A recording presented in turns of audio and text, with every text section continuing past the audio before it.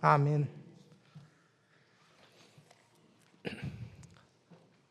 네, 옆에 있는 분들과 정말로 한 주간 수고하셨습니다.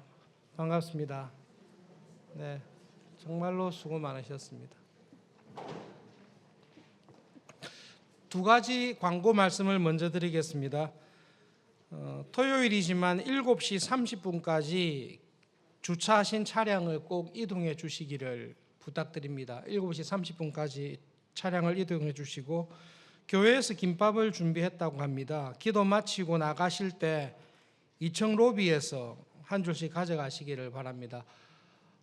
불안하시면 설교 마치고 가서 김밥 한 줄을 잡으시고 기도하시고, 어쨌든 김밥이 현혹되지는 마시고, 불안하시면 미리 한 줄 잡으시고 기도하시기를 바랍니다. 창세기를 보시면 뜻밖에도 요셉에 관한 기록이 제일 많습니다. 아브라함에 관한 기록이 13장이 있고, 이삭은 2장, 야곱은 9장, 조금 겹쳐 있기는 합니다만 에서는 1장, 놀랍게도 요셉에 관한 기록은 가장 많은, 아브라함보다 분량이 많은 14장이 기록되어 있습니다. 요셉의 일생을 한번 다시 쭉 읽어봤는데요, 요셉의 인생을 거꾸로 돌아보면 몇 가지 사건에 두 가지 사건이 제일 기억에 남습니다. 그게 17살 때 있었던 사건입니다.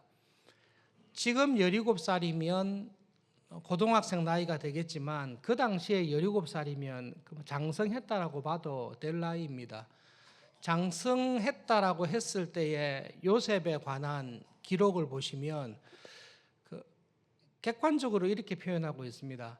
요셉이 하도 얄미워서 형제들이 합심해서 죽여도 되겠다, 그렇게 생각했던 사람이 요셉입니다.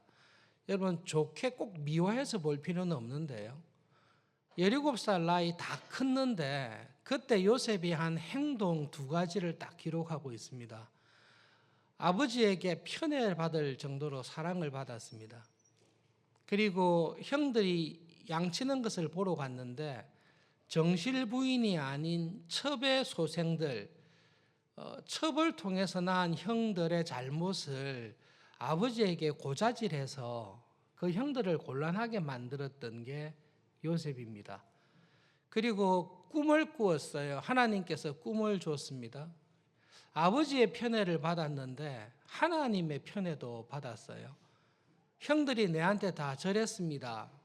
그 꿈을 형들에게 굳이 이야기해서 미움 위에 미움을 더 받습니다. 이야기 안 해도 될 텐데 하나님께서 꿈을 하나 더 주시니까 자기가 특별하게 잘났고 아버지의 특별한 편애를 받았고 사랑을 받았다라고 믿었는지 그 꿈을 또 이야기합니다. 그래서 17살의 요셉을 보시면 성경은 한마디로 기록하고 있는데, 형들이 한 마음으로 얘는 죽여도 되겠다, 아버지가 마음이 되게 아프시겠지만 우리가 볼 때는 네 같은 동생은 없어도 상관이 없다, 그런 평가를 받은 것으로 요셉을 기록하고 있습니다. 그 말씀은 하나님께서 쓸만한 사람이 전혀 아니었다라는 말씀입니다. 사람이 보기에도 쓸모없는데 하나님께서 보시기에 쓸만한 사람이겠습니까? 놀라운 이야기는 사람이 보기에도 쓸모없고 아무짝에도 쓸모없고 너는 우리 집안에 있는 사람보다 우리 집안에 없는 게 낫다, 그렇게 평가를 받았는데요, 그 시절에 하나님께서는 요셉에게 말도 안 되는 이야기를 하십니다. 내가 너를 형제들보다 너의 아버지보다 더 높은 사람으로 내가 만들겠다라는 하나님의 계시를, 하나님의 섭리를 요셉에게 말씀해 주십니다. 17살에 그 일이 있고 난 다음에 형들에게 죽임을 당할 자리에서 기적적으로 살아남아서 이집트의 노예로 팔려갔습니다. 그리고는 한 10년 정도 요셉에 관한 기록을 보시면 노예로 팔려가서 보디발의 집에서 하나님께서 복에 복을 더하셨다는 내용이 계속 나옵니다. 근데 우리가 그 10년간 하나님께 받은 요셉의 복을 보시면 이 요셉이 복을 받는 가운데 교만해진 게 아니라 하나님의 은혜를 체험한 것이 분명합니다. 여기서 말씀을 딱 중단하고 그냥 만약에 이런 일이 벌어졌다면 어떻게 했을까라고 뒤돌아봤습니다. 만약에 하나님께서 요셉에게 사랑받는 아버지의 집에서 팔려서 종으로 가지 않고 야곱의 집에서 계속 그렇게 살았더라면 야곱이 어떤 삶을 살았을까를 생각해 봤습니다. 썩 훌륭한 사람 되기는 어려웠을 것입니다. 형들이 정말로 죽이고 싶을 정도로 성격이 안 좋고 자기만 아는 이기적인 아이인데요. 그것이 바뀔 리가 별로 없습니다. 바뀔 이유가 별로 없는 결정적인 이유는 야곱이 편애가 너무 심합니다. 구조적으로 그 상황 속에 두면 요셉은 하나님께서 쓸만한 사람으로 바뀔 가능성이 거의 없습니다.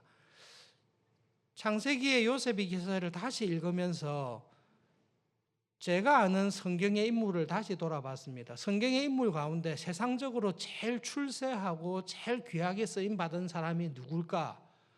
이스라엘의 모든 왕들, 솔로몬을 다 들이대도 요셉과 견줄 수 있는 사람은 다니엘인 것 같은데요. 왜냐하면 느부갓네살이 제국을 건설하고 그 느부갓네살의 후임 페르시아의 다리우스의 2인자로 이렇게 살았는데 다니엘이 다리우스의 페르시아의 2인자로 지낸 권력의 크기보다 당시 이집트라는 제국의 바로의 2인자로 살았던 요셉의 권력이 훨씬 강했습니다. 그래서 아마 하나님께서 인류 역사상 하나님 나라의 일꾼으로 쓴 사람들 가운데 가장 세상적으로 탁월하게 쓰임받은 사람 중에 한 사람이 요셉이다. 요셉처럼 이렇게 크게 쓰임받은 사람은 없다. 쉽지 않겠다 생각이 들었습니다. 하나님께서 요셉을 어떻게 이렇게 하나님 나라뿐만 아니라 세상을 다스리는 나라의 일꾼으로 쓰셨을까? 그게 노예로 가서 10년 동안 하나님께서 연단을 시키신 것입니다. 10년 동안 고생을 시켰는데 오해하지 않기를 바랍니다. 특별히 젊은 시절 청년부 형제와 자매들 고생하는 것이 복입니다. 그런데 고생하는 것 자체가 복은 아닙니다. 고생하면 사람의 인격이 더 좁아질 수 있고 더 편협해질 수 있습니다. 그런데 요셉과 같이 고생과 고난의 자리에 하나님을 계속 묵상하며 하나님과 함께 고난의 때를 지나는 것이 복입니다. 여러분, 고난의 때를 지날 때에 신자들도 두 가지 스타일이 있는데요. 괴롭고 힘들 때는 하나님을 아예 생각하지를 않습니다. 너무 괴로워서. 그 괴로움이 해결되면 하나님 앞에 나와 해결해 주셔서 감사합니다라고 하는 교인이 있습니다. 반면에 어떤 교인은 괴로움 속에 날마다 하나님과 함께 그 과정을 지나는 교인이 있습니다. 하나님, 저에게 왜 이렇게 하셨습니까? 제가 아버지의 그 큰 사랑을 받고 남들보다 특별한 채색 옷을 입고 하나님의 말씀을 들으면서 자랐던 그 자리에서 내가 성격이 좀 부족했지만 어떻게 하나님 저를 노예로 팔 수 있습니까?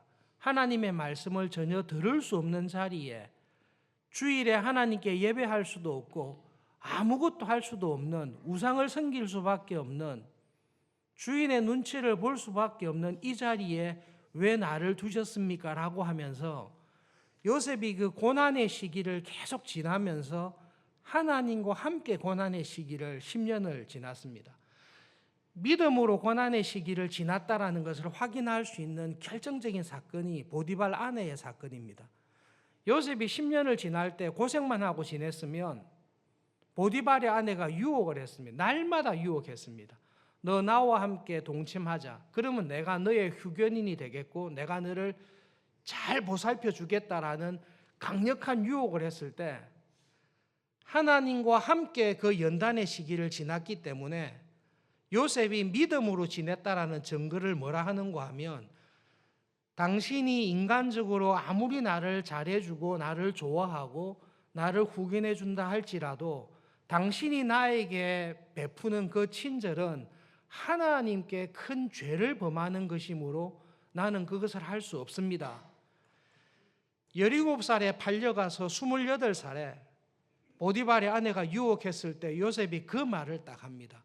그래서 10년의 세월이 그냥 간 게 아니라 하나님께서 용광로와 같은 곳에 요셉을 완전히 돌렸구나. 요셉이 돌려서 10년이 지난 이후의 요셉의 모습은 17살 때 형들이 너 같은 애는 없어도 좋다, 죽어도 좋다라고 생각했을 때의 요셉과 남의 집에 종살이를 하면서 10년이 지나고 난 다음에 요셉의 신앙 인품을 보면 사람이 완전히 바뀌어져 있습니다. 하나님께서 쓰고 싶은, 네가 젊은 혈기가 있고 혈혈단신 혼자서 살 수밖에 없는 이 상황 속에서 유력한 권력자의 아내가 너에게 호감을 베풀고 너를 후원해 주겠다라고 약속을 할 때에 요셉이 하나님의 은혜와 믿음 안에서 그것을 거절하고 이것을 거절할 때에 자기에게 올 환난과 고난과 역경을 뻔히 알면서도 저는 하나님 앞에서 이런 일은 결코 할 수 없습니다라는 하나님이 정말로 쓸만한 사람으로 10년을 딱 바꿔놓으셨습니다. 그것이 하나님께서 아버지의 집에서 모든 것이 편안하게 살아가던 요셉의 인생을 하루아침에 확 망가뜨리고 굽게 만들어서 10년을 다른 나라의 종살이를 하면서 훈련시켰던 하나님의 목적입니다. 하나님께서 꿈이 있으세요. 우리도 꿈이 있지만 하나님께서 우리 각 사람에 대한 꿈이 있으십니다. 내가 너를 쓰겠다라는 꿈이 있습니다. 우리의 꿈은 안 될 때가 있지만 나를 향하신 하나님의 꿈은 반드시 이루어집니다. 그 정도로 성공했으면 하나님께서 쓸만하실 텐데 보디발의 집에서 쓰려는 것이 하나님의 계획이 아니었기 때문에 28살의 나이에 하나님께서 그렇게 믿음으로 살던 요셉을 정말로 아무런 소망이 없는 감옥의 간수로 감옥에 2년 동안 넣어놨습니다. 성경을 자세히 다시 읽어봤는데요. 2년 동안 요셉을 왜 감옥에 쳐넣으셨나, 왜 이런 고난을 주셨나라고 했는데 확실하지는 않지만 여러분 성경의 기록을 가만히 보시면 요셉이 사람의 꿈을 듣고 그 꿈을 해석하는 탁월한 능력은 감옥에 있으면서 받은 것 같습니다. 그 전에 있었는지 없었는지는 성경이 없으니까 알 수 없지만 분명한 사실은 요셉이 하나님의 말씀과 믿음으로 경건하게 살았던 것이 분명한데 요셉에게 특이한 은사, 어떤 사람의 꿈을 딱 들었을 때 하나님께서 당신에게 그 꿈을 통해 이것을 계시하십니다라는 하나님의 계시와 꿈을 해석하는 은사는 감옥에 있으면서 받은 것이 분명합니다. 감옥에 들어갔는데 요셉은 하나님의 더 큰 은혜를 발견하게 됩니다. 내가 이때까지 알아왔던 하나님과 또 다른, 하나님께서 나에게 또 다른 영적인 은사와 선물을 주시는데 신기하다. 바로의 술 관원과 떡 관원의 꿈을 해석할 때도 그렇고 1년 지난 이후에 바로의 꿈을 해석할 때도 그렇고 요셉의 마음속에 저는 당신의 꿈을 들으면 하나님께서 어떤 꿈이신지를 저에게 바로 계시해 주십니다. 하나님께서 직접 저에게 말씀해 주십니다라는 은혜의 자리에 요셉을 하나님께서 딱 들어놓으셨습니다. 그래서 요셉을 13년간 하나님께서 훈련을 시키십니다. 30세에 총리가 돼서 110세에 죽으니까요. 한 80년 동안 하나님께서 요셉을 크게 사용하시는 것을 볼 수 있습니다. 하나님께서 한 사람을 쓰실 때에 하나님께서 정하신 원칙이 있는데요. 하나님의 마음에 합한 사람으로 바꾸어 놓으시고 하나님께서는 쓰십니다. 하나님 저에게 이런 형통한 길을 주십시오. 하나님 저에게 안정된 직장이나 저에게 필요한 것을 길을 열어주십시오라고 할 때에 하나님께서는 그 길을 여시는 게 어렵지는 않습니다. 하나님께서 더 중요하게 보시는 게 있는데요. 그런 형통한 길을 열었을 때에 그 형통과 번영의 자리에 있을 때에 하나님의 마음을 가지고 그 자리에 있는가를 하나님은 더 중요하게 보십니다. 그것이 오늘 요셉이 창세기를 마치면서 형들에게 하는 고백입니다. 당신들은 나를 분명히 해치려고 했습니다. 당신들이 나를 해치려고 할 때에 요셉에게 꿈을 주신 하나님의 섭리를 이루자, 그런 뜻으로 한 사람은 아무도 없습니다. 당신들은 정말로 나를 죽이려고 했습니다. 그런데 저에게 하나님의 눈을 주셨습니다. 어떤 눈을 주셨는가 하면 하나님께서 나에게 대한 계획이 있으셨는데 그 계획을 이루기 위해서 당신들의 악함을, 나를 해치려고 하는 것을 하나님께서 사용하셨습니다. 그리고 하나님은 당신들의 악함을 하나님의 선을 이루는 것으로 바꾸셔서 나에게 이런 은혜를 주셨습니다. 요셉이 지금 어떤 눈을 가지고 있는가 하면 하나님의 섭리의 눈으로 자기의 자리에 딱 들어가 있습니다. 여러분 혹시 죽을 때까지 용서하기 싫은 원수가 있습니까? 저희 부모님 때에, 권사님, 장로님 때에는 간혹 그런 분이 있습니다. 내 눈에 흙이 들어가기 전까지, 죽기 전까지 절대로 용서할 수 없는 사람이 있습니다. 요셉에게 그 사람이 형들입니다. 근데 요셉은 그 형들을 만났을 때 그 형들을 진심으로 용서하고 있습니다. 형들이 이뻐서 용서합니까? 절대로 그렇지 않습니다. 요셉이 형들을 용서하는 이유는 딱 한 가지인데요. 하나님께서 자기에게 행하신 은혜를 보았기 때문에 형들을 용서하게 된 것입니다. 하나님께서 나를 향한 계획이 있습니다. 그 계획을 이루어 가시는 일에 하나님께서는 선한 것도 쓰시고 악한 것도 쓰십니다. 그런데 때때로는 악한 사람을 통해 나를 향하신 하나님의 선을 이루시는 것을 경험하게 되었습니다. 그래서 요셉이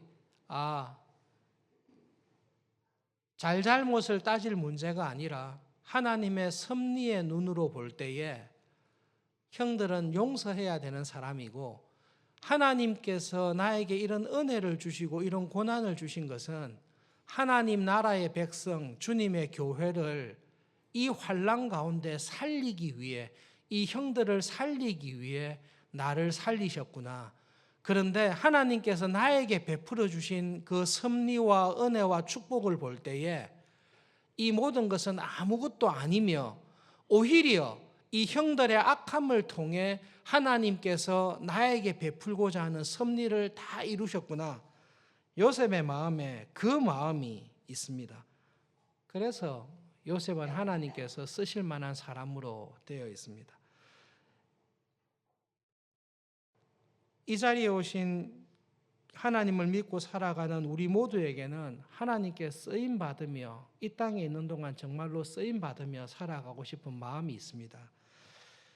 대학생들과 청년부 형제와 자매들, 진심으로 우리들보다, 앞선 세대보다 하나님께 귀하게 쓰임받으면서 살아가기를 진심으로 바랍니다.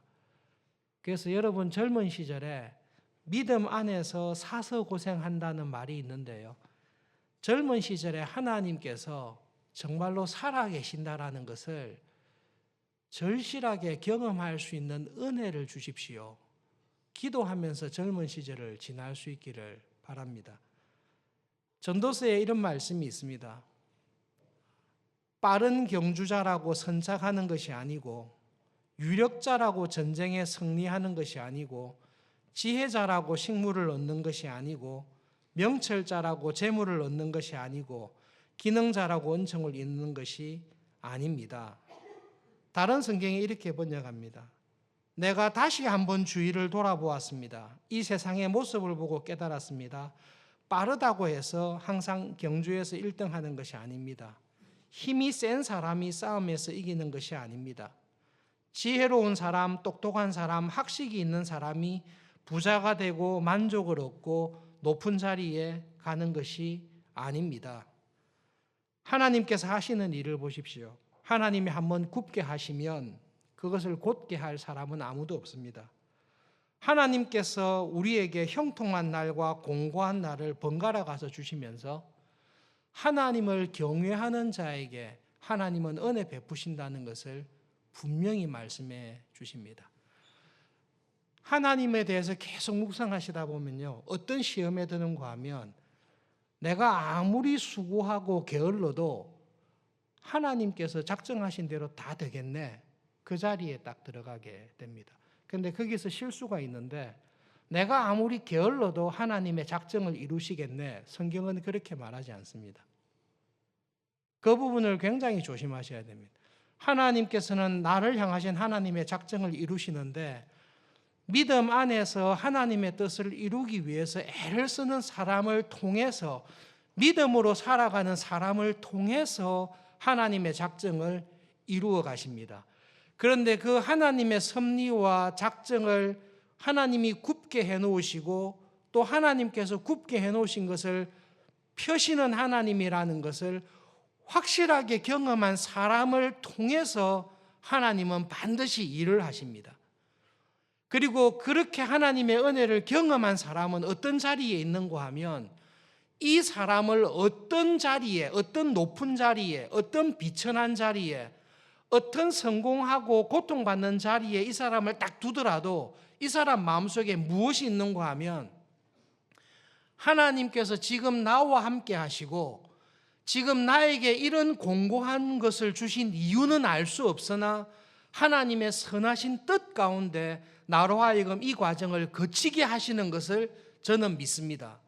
이것이 언젠가 끝날 때가 있는데 이 땅에 있는 동안에 끝내실지 하나님 나라에 가서 답을 주실지 알 수 없지만 하나님께서 나에게 주신 이 모든 것은 하나님은 정당하게 하실 수 있고 나를 향한 선하심임을 믿습니다. 욥과 같이 그 자리에 들어가든지 요셉과 같이 세상에 가장 영광스러운 자리에 두셨을 때에 정확하게 압니다. 이게 내가 잘나서 된 게 아니라 하나님께서 나를 이 자리에 두셔서 하나님께서 하시고자 하는 일이 이건데 저를 통해 하나님 이 일을 하기를 원하시니 감사합니다. 제가 그 일에 충성하겠습니다. 제가 하나님께 받은 은혜를 생각할 때에 제가 하나님께 드리는 충성과 희생은 명함을 내기가 참 부끄럽습니다. 하나님께서 저에게 주신 은혜와 사랑이 너무 크기에 아골골짝 빈들에도 나의 모든 것을 다 드리고 살아도 저에게 주신 은혜를 갚을 길이 없습니다. 그것이 하나님의 섭리를 경험한 은혜를 아는 사람이 세상을 살아가는 참된 모습입니다. 그 모습이 우리 모두에게 남은 삶에 있기를 바랍니다. 대학생, 청년, 젊은 세대 여러분 정말로 부탁하는데요. 윗세대를 무색하게 하는 참 신앙인으로 자라기를 바랍니다. 14, 15년, 한 7, 8년 유학하는 동안에 절실하게 사람을 경험해서 아는데요. 저를 가르치셨던 미국의 교수님들께서 공부를 마치고 갈 때 너는 나보다 더 훌륭한 학자가 되라. 네가 연구한 버미글리, 그 당시 버미글리를 연구하는 학자는 전 세계에 한 20명, 20, 30명밖에 안 되거든요. 지금 공부를 잘 안 하고 있어서 제가 탈인데 버미글리의 연구에 있어서 나보다 훨씬 뛰어난 학자가 되라는 말을 진심으로 하세요. 제가 그걸 배웠어요. 교수님들께서 10년 후에, 20년 후에 만났는데 저는 스승님보다 10년이 지났지만 20년이 지났지만 스승님보다 못해요. 이렇게 하면 부끄럽게 여겨요. 우리나라에서는 10년 지나서 제가 스승님보다 낫습니다. 이렇게 하면 꿀밤 맞아요. 정말로 여러분, 선배를, 부모님을 무색하게 하는 참 은혜를 아는 신앙인으로 교회를 잘 이끌어 가실 수 있기를 바랍니다. 교회의 주인이 여러분입니다. 교회의 주인이 여러분입니다. 목회자들은 선지자로 하나님의 말씀을 신실하게 목숨을 걸고 충성되게 전하는 일을 할 뿐입니다. 실제로 우리 교회를 다스리시고 왕처럼 인도하시는 분들은 장로님들이십니다. 그리고 여러분들이 교회를 이루어가는 것입니다. 그것이 교회론입니다. 직분이 있는 분들 가장 크게 교회를 섬길 수 있는 것은 일을 많이 하는 게 아니라 나에게 주시는 하나님의 은혜를 아시는 것입니다. 하나님의 은혜를 아셔야 됩니다. 그 은혜를 경험해 보셔야 됩니다. 그래야 신앙이 나옵니다. 그래서 하나님께서 요셉처럼 욥처럼 한 번씩 이유 없이 찾아오셔서 도무지 이해할 수 없는 고통과 어려운 자리에 나를 두시는데요. 나를 죽이려고 오시는 게 아니라 나를 연단하시고 하나님의 은혜를 정말로 맛보게 하기 위해서 오십니다. 말씀을 기억하면서 기도하겠습니다.